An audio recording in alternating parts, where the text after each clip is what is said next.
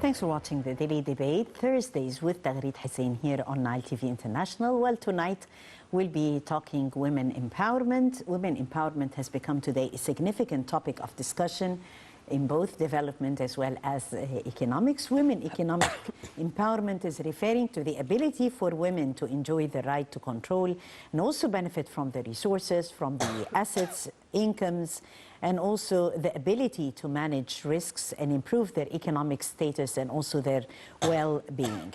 Entire nations, businesses, and communities and groups can benefit from the implementation of different programs and policies that adopt the notion of women empowerment. Empowerment of women is a necessity today if we're talking about development of the society. It enhances both the quality and the quantity of the resources available for development. Today we will be taking more notes about the experience of business and professional women and how about their march towards empowerment. What does it take to empower women?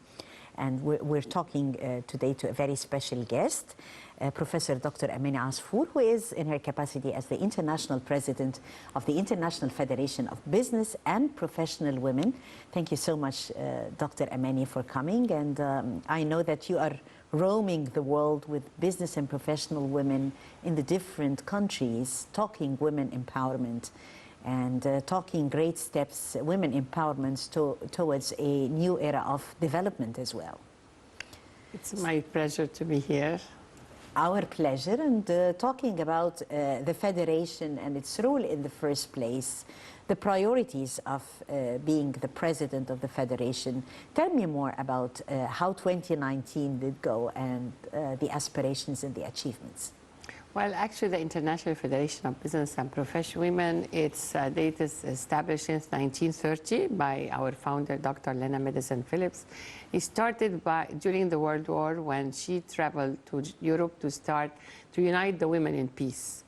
And that was the first Congress done in 1930 in Geneva, and with the main objective of women empowerment. Today, after 89 years of existence, and we'll be celebrating our 90th anniversary next year, and when I was elected, has the honor to be elected, I'm the first African woman to be elected international president, I have put to the theme of women empowerment to realize the sustainable development goals. Yes. Because with the, if we know that the SDGs of the United Nations is about the 17 goals of ending poverty, the first goal, we cannot end poverty unless we empower women economically. The second, with zero hunger, we cannot have zero hunger unless we empower women across the whole world with agriculture, with agribusiness, to make sure that we have a real empowerment in this field. And it goes with the third goal, with health, how we empower women, or social empowerment to have access to health and well-being. And 4 is about quality education, which is, that's why BPW International is promoting STEM education, which is science, technology, engineering, mathematics. And of course, we come to goal number 5, which is gender equality and women empowerment, which is the core. But this is a standalone goal, but we can never achieve all the SDGs with reference, for instance, to the SDG number 8 of economic growth, and it goes with empowerment of women and how it's climate change, with energy, with equal cities, with consumption, with life underwater, life on land, climate action. All these women has a big role to play with reference to the SDGs. So that's why the International Federation of Business and Professional, we are now in 110 countries. And the projects that they are doing across the world, that meets the SDGs and make sure that we contribute to the global agenda. And we are really, the role of our business and professional women across the world is a very crucial towards the global agenda. Yes, that will be my next question. How crucial it is to global development, and what does it take for an African woman president this time? I guess high expectations on behalf of African women. Well, that's why it is very important to understand that within our organization we have all the continents represented. Within our African continent, We have more than about 30 countries within the African continent. And it is very important because what advocacy pillars I have put for the whole world, each country has its priorities and each continent has its priorities. So if we're talking about advocacy pillars, I have already put like promoting entrepreneurship, promoting the small medium enterprises. It's about STEM education. It's about how we have government and corporate procurement policies, which is very important. How to address the governments to have a special procurement, have a special percentage of all government procurement goes to SMEs like Kenya, which I already promoted with Kenya. Now they have 30% of all government procurement goes to SMEs, women, youth, and people with disabilities. Great. Also about women on board, how we promote women on board. There is a lot of advocacy pillars, women in energy, women in climate change, prevention of, and there is also in empowerment of women in agriculture, in agribusiness, empowerment of women in trade and access to market. And this is very relevant to our African continent also because recently the Continental Free Trade Area has been launched, yes. the Africa Continental Free Trade Area. What is the role of women with reference to increasing our intra-Africa trade? How can business and professional women across the whole continent make sure that they contribute to the intra-Africa trade increase, how they add value to their products, how to make sure that within their constituencies they know more about the African market. And that's exactly why we need this global network. So we increase our intra-African market across the whole African continent, but also how to communicate with the whole world across our business and professional women. There's also BBW International have also partnership with ITC, International Trade Center, which organize the global she trade. So we identify from our members who, business members who can attend the global she trades and identify them to make sure that they get a lot of contracts, they have buyers and sellers, they are having access to the whole market.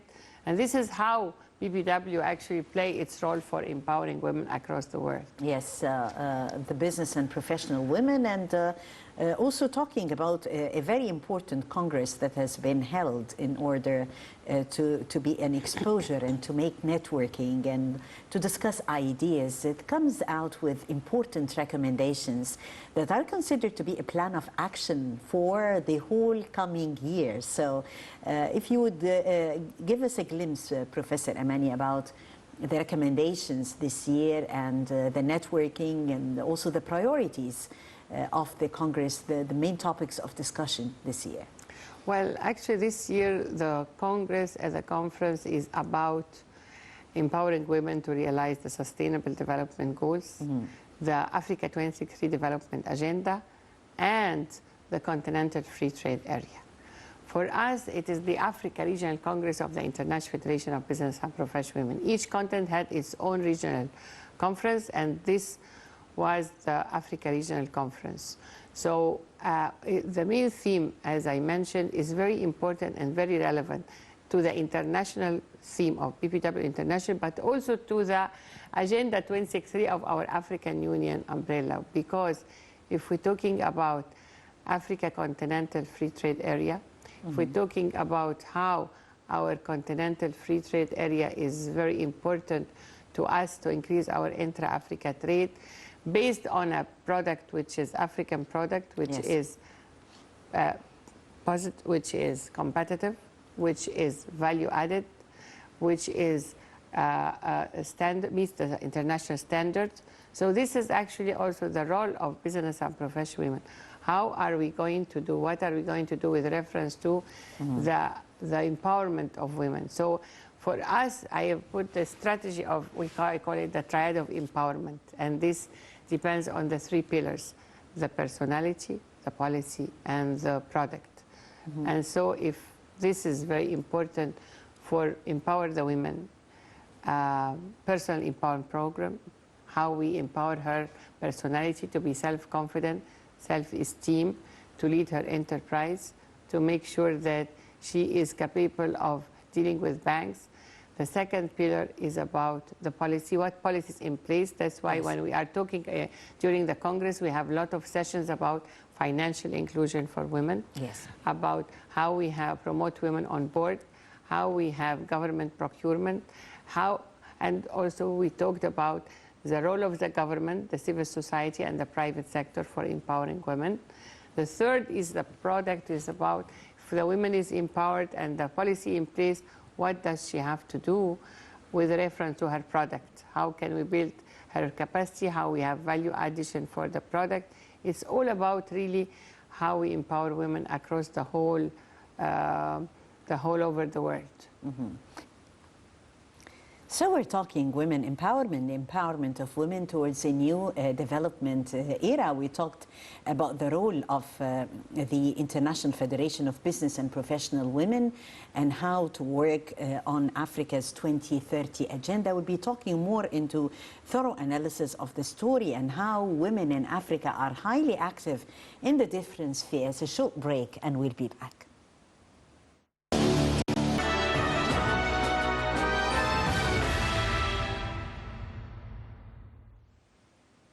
Yes, we're still talking women empowerment, and as Egypt, Dr. Amany chairs the presidency of the African Union 2019, a lot has been achieved in that file, and also we're taking good care of women empowerment in Africa. Yes, of course, because if it's a great aspiration of our African continent is about women empowerment. The Africa 2063 development agenda under the umbrella of the African Union is the Africa we want, a prosperous, peaceful, intellectual, integrated Africa driven by the citizens of Africa. And that's exactly, we are the citizens of Africa, women and men. So the empowerment of women, it's a business case. It's about productivity of the 100% of the human resources of our African continent. That's why it is of crucial importance that if we talk about investment in human resources, it's about women and youth. Youth in the African continent is more than 65% less than 25 years of that. So it's a very young continent. Investment in our African women is of crucial importance because if we talk about agriculture, agribusiness, 80% of our African women are working in the field of agriculture, agribusiness. How can we empower women agriculture, agribusiness, which is also relevant to the SDG number 2 of Zero Hunger, in order to give them new machinery, to give them new science and technology, to make sure that we empowerment and we train them on build capacity. Women on different fields in energy, in business and professional women, we have a special task force for women and energy, women and climate change, women and agriculture and agribusiness, how in different women and IT, digital economy. And within the conference, we have also witnessed and heard about the recent initiative which was launched in Eswatini, just the Kingdom of Eswatini. I was there last week. It's about the e-trade platform, the electronic trade platform, because this electronic trade platform, the e-trade, will serve the whole digital economy. They will serve the whole digital intra-Africa trade, will make sure that the connectivity within our African continent is high on the agenda.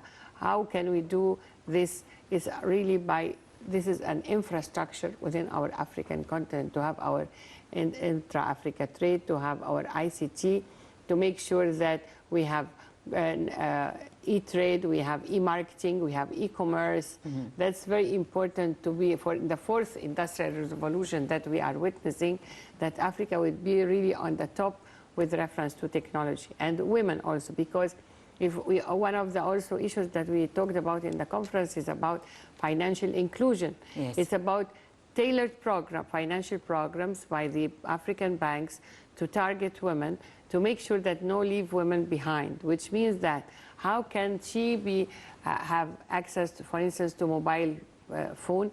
How can we have interoperability between countries that even whether she is at any level of education, even a small-scale farmer, a small-scale trader, how she can be able to trade with her mobile and send money and receive money So this is the whole issue about financial inclusion, and to make sure, and we talked about banks owned by women. How can we have the financial banks really promote our women financial, and we have also financial literacy. As BPW International, we have many projects across the world that talks about financial literacy.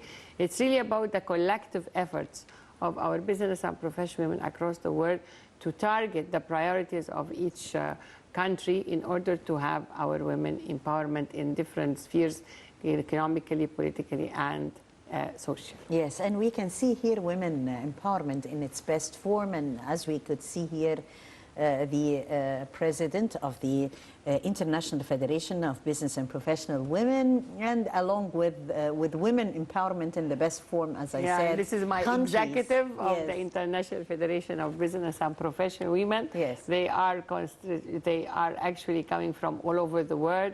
My vice president for UN, Dr. Catherine Pochard, from Switzerland, my vice president for membership, Dr. Susan, she is from Australia, the finance officer from Italy, Sidita. We have also the executive secretary from USA, Bess Hieronymus, and we have all the regional coordinators with Africa, Ms. Abla from Sudan. But we have Diana from Ecuador, we have Pinella for Europe, Dawn from North America and the Caribbean, and we have a young on the board, which is Nilima from Nepal. Yes. And this is our constituting actually our executive board across the world to show how diverse culture our International Federation of Business and Professional Women, and also our presidents who are from all over the world, president of the affiliates, that is always this attending the Commission of Status of Women of New York of the United Nations. And this is really the richness of our organization to tackle and target different all the continents and different files, which lead us to the real empowerment for women. Yes, this sense of richness and this sense of diversity, whether in the personalities and also the files, definitely have a reflection. Here are also this is the opening, opening of our Africa regional conference of the International Federation of Business and Professional Women. Yes, it was attended by dignitaries from all over the African continent and discussed more than one important file. The recommendations and highlighting the recommendations and opening more doors of cooperation with Africa, Professor Amany. Well, actually, there is a lot of recommendation that came out of the conference. We can see here the beautiful African faces attending, how colorful, with their colors, with their beauty, with their sense of enthusiasm and love for Africa. And the culture, you know, because this conference was also done with the African Union, and we did a very big cultural African fashion show, the Africa Fashion Reception, which showed, you know, that fashion industry in the world is $2.5 trillion. Africa does not have access, maybe access 1%. How can we have a real investment in the cultural and traditional heritage of the African attire? Yeah. And so it was a very, very nice. You could see the smile on the faces that really attract the attention. Yes, we had presidents from all over the African continent. We had from Zambia, we had from South Sudan, we had from many African countries, from Nigeria. Nigeria was the biggest federation attending the conference. We had from DRC, Democratic Republic of Congo, from Burkina Faso, from Cameroon, from all over the African continent, from South Sudan. It was done with African Union, with the United Nations of the Great Lake regions, the special envoy of the United Nations. It's very important if we talk about the women empowerment. It is really about all the stakeholders. And this was one of the sessions that tackled. It's about government, it's about private sector, it's about civil society. And we, as the International Federation of Business and Professional Women, as civil society, we have an ECOSOC status with the United Nations, so our voice is heard across all the UN agencies. And we have reps all over the United Nations agency. It's very important if we are working as a global network to see how we have no women left behind, whether they're highly educated, empowered, or women at the grassroots, women with special needs, women minorities, global citizens, and women migrants, how women, youth, girls. And for instance, with reference to health, we have a very big task force for health and well-being. And this task force chaired by from Italy, Ms. Luisa Monini, Dr. Luisa Monini. What we do actually with health is really about how we have health awareness, and we are really looking forward to organizing a big conference about women's health and well-being. How can we have women's health that is representation about awareness? And also it's really about women and peace, women and justice. How can we have women in small and medium enterprises, but also women in very high level on board? We are promoting and advocating to have governments having laws. There is 29 countries in the world that have quotas for women on board. Yes. And United Arab Emirates is one of them. So this is one of the advocacy pillars we are looking for.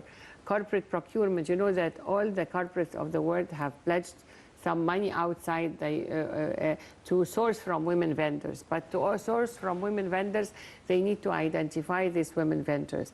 They need that they have a good product that's competitive and meeting the criteria and the standards. So how we work on the building capacity of our women to meet, for her product to meet the criteria, how we make them register their projects that they are doing across the world. Yes, here you from the stage, at the opener as well, where we have the African attendees. And yeah, it was very, very well attended by from all over our African continent, and it's really tackled also a very special sessions about open session for exchange of experience and projects from across all over the African continent. So they were talking. We had this is about this about really, and Senegal. We can see here Senegal, Ethiopia, DRC, Nigeria, and of course our members from Business and Professional Women Egypt, Djibouti, and of course Her Excellency Sahar Nasr, Minister of International Cooperation and Investment, representing Her Excellency the First Lady. She addressed the gathering. Yes. And this was also one of the, from Madagascar, from Djibouti, from Senegal, from Democratic Republic of Congo, from Zambia, and also we had our sisters from United Arab Emirates to really share their experience with reference to the projects for women empowerment across the world. Yeah. Talking women entrepreneurship is also among the goals of, if we're talking Africa 2030. And I guess the International Federation of Business and Professional Women and the President lectured this story around the world. Talking women entrepreneurship, what does it take in order to foster this commitment? Well, we always say that entrepreneurship is a driver of economic growth. Because for us, about economic growth is really about how you promote the entrepreneurial culture. And we had one session about this. And it's very also the minister of Mr. Hala Said, she said she's doing great with reference to the Ministry of Planning and Monitoring and Administrative Reform, because they gave a lecture about how they are promoting entrepreneurship, how they are making sure that there is competition for entrepreneurs, how they are establishing business development centers. And this is also one of what Business and Professional Women Egypt is doing, business development center and business incubators, that the real hubs for technology, how to promote science and technology, to address the small and medium enterprises, to add value to the product. It's entrepreneurship is really, there is also, we had many of our parliamentarians that were on the session that sits on the board of entrepreneurial for promoting entrepreneurship. This is with Her Excellency Sahar Nasr, Minister of Investment and International Cooperation, with His Excellency Assistant Minister of Foreign Affairs for African Union, Ambassador Khalid Omara, with also Ms. Donata. She is the representative of a special envoy of the United Nations Secretary General for the Great Lake regions. We had also Dr. Shanshanong Viravan. She is our past international president. Ms. Naroji, Dr. Naroji, she is our Asia Pacific Regional Coordinator. Dr. Antoinette Rug, she is the past international president from Switzerland, and this is also our president of BBW from Nigeria. We had more than 20 delegates from Nigeria, the biggest federation, of course. We have Ms. Hadia Konji, president from Addis Ababa, from Ethiopia. We have from Djibouti, Ms. Hippo. We have all the, and of course our Africa, our business and fresh women from Egypt. So yes, it was really a fantastic gathering. It is great because when you see women from all over the African and we have, of course, our president of PBW Egypt, Dr. Professor Nagla Dabi. Coming to Egypt and conveying messages from Egypt to the world is very important.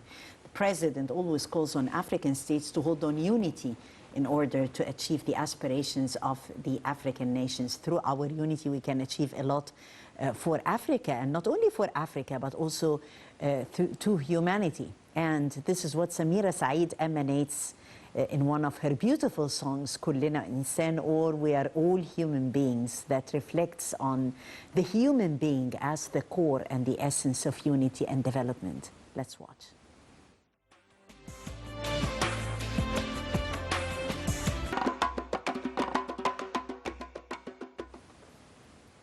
Egypt has successfully prioritized gender equality within Sustainable Development Strategy 2030, and the National Women Empowerment Strategy is definitely paving the way for more equitable society. Today, Dr. Asfour, we have 8 women ministers in the cabinet. This has been an achievement, and also women governors, ambassadors, and more to come. It's very important because this shows really the political leadership of Egypt, His Excellency Abdel Fattah el-Sisi, and how he is really put within the national strategy at Egypt 2030, women empowerment as a real crucial. And 1 year, what was dedicated, 2017, was really dedicated for women empowerment. And we were really honored to have our international Congress within the 2017 of the Year of Women Empowerment. Also, we have 8 ministers, which is 25% of our cabinet women, and the ministers who are really have great portfolios, and many of them have dual portfolios, like we have the Ministry of Investment and International Cooperation by Her Excellency Dr. Sahar Nasr. We also have the Planning and Administrative Reform, Monitoring, Dr. Hala Said. I mean, we have really big portfolios. And that was highlighted by Dr. Maya Morsi, the President of the National Council of Women, during our conference, the Africa Regional Conference of BBW International, showed what really steps we were forward. Now also we have in the Parliament 15%. Of course, we are aspiring for more, but it shows really the great progress that Egypt is doing. We have the Deputy Central Governor of the Bank of the Central Bank of Egypt. Yes, of Bank of Egypt. We have women who are already been governors. I mean, this is a real progress within the women empowerment. And it's not only when the political leadership has a will, there is also coordination among all the ministries. And so it is very important that within all the ministries they have program for gender equality and women empowerment. They are coordinating among each other. We have heard also about the global she trades that is already Egypt was going to launch she trades, Egypt she trades. We have heard about the financial inclusion and how the central banks with Egypt has promoting financial inclusion for women. Yeah. Well, there is a lot actually of the laws that has been the investment law of Egypt now equal opportunities. We have a very big progress within either the laws that promotes gender equality and women empowerment, but also the endorsement of laws and how really that the government is looking forward to see how to enforce the laws that promotes women empowerment and gender equality. Yes, the President always says that the AU is open to cooperating with the international partners in order to build a brighter future for Africa. Talking about a brighter future for Africa and the Africa that we are dreaming of. Definitely it has one of the components as women empowerment as a driving force, entrepreneurship, and also talking about strong infrastructure. What more? Of course, the African Union, the Africa 2063 development agenda, the Africa we want, a major aspiration for it with our reference to women empowerment. Because if we talk about women empowerment and how the role of women across the continent, half our African continent, how they are, their role in different spheres, in different fields. If we're talking about prosperous Africa, how can we have it prosperous without economic empowerment of women? If we're talking about an integrated Africa, how we can have an integrated Africa without integrating our women and our youth within our economy and in different fields. If we're talking about its role in the global arena and playing a major force, how can we talk about this without having investment in human resources with reference to education, with reference to science, technology, engineering, mathematics? It's really about how Africa, how we develop our African continent through investing in human resources, through investing in natural resources, through bringing together all the tools for our real development, which is really about how our infrastructure, how are we having our, if we are now having the continental free trade area, how we increase our intra-Africa trade through investment in women in trade and have access to market. How can we do that without awareness, without digital economy? It's a holistic approach and ecosystem for women entrepreneurship in order to promote the startups of business, the women innovators, to make sure that all the women across the continent know each other. And that's what also during our Africa Congress for Business and Professional Women, we have a lot of networking, a lot of friendship among our women, and a lot of business opportunity to open new markets for our women products.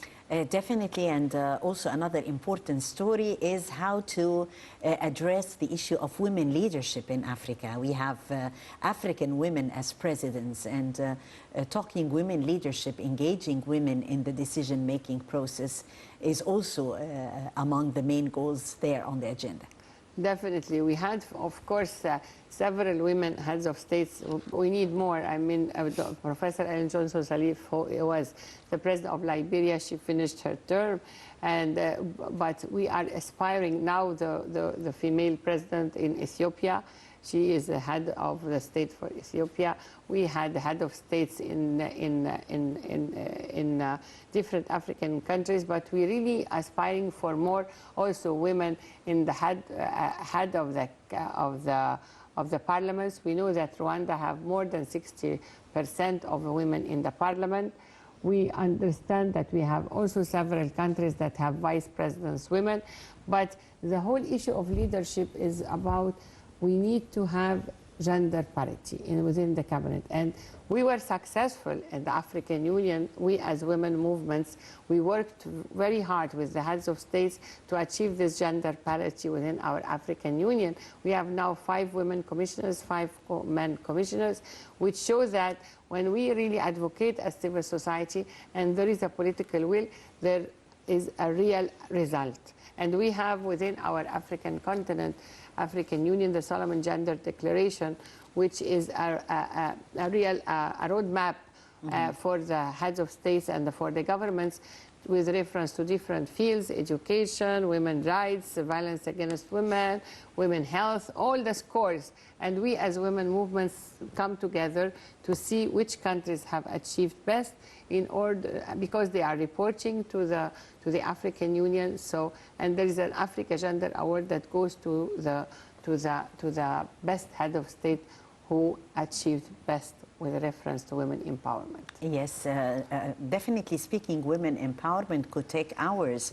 And also talking about empowering African youth, announcing, for instance, Aswan as the capital of African youth. When we talk Aswan, we're talking about the magic of Egypt. We're talking about the eternal Nile River.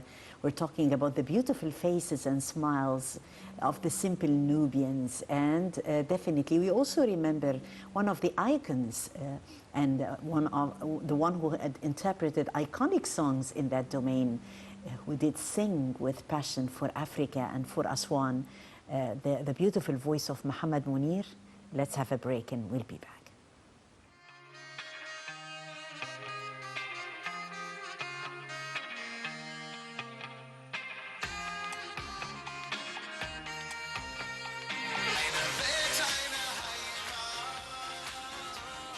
And we have a lot definitely to do in Africa, and the African unity remains the main priority. Women empowerment, as significant as it is, and the role played in development and economics. We talked also about Africa 2030 agenda and the role of the International Federation of Business and Professional Women. I thank very much the president of the federation, Dr. Amany Asfour, president of the International Federation of Business and Professional Women, for talking to us here on Nile TV and sharing with us her ideas, exposures, and also the latest HIT conference that was held here in Egypt, combining and bringing about African women and also women from all over the world attending this beautiful congress here on the banks of the Nile. Thank you very much, Dr. Asfour. It's my real pleasure. Thank you very much. Thank you very much for coming, and congratulations. And I thank you, dear viewers, for being with us. That was the Daily Debate for tonight, and I'm Tagherit Hussein, thanking you all for watching.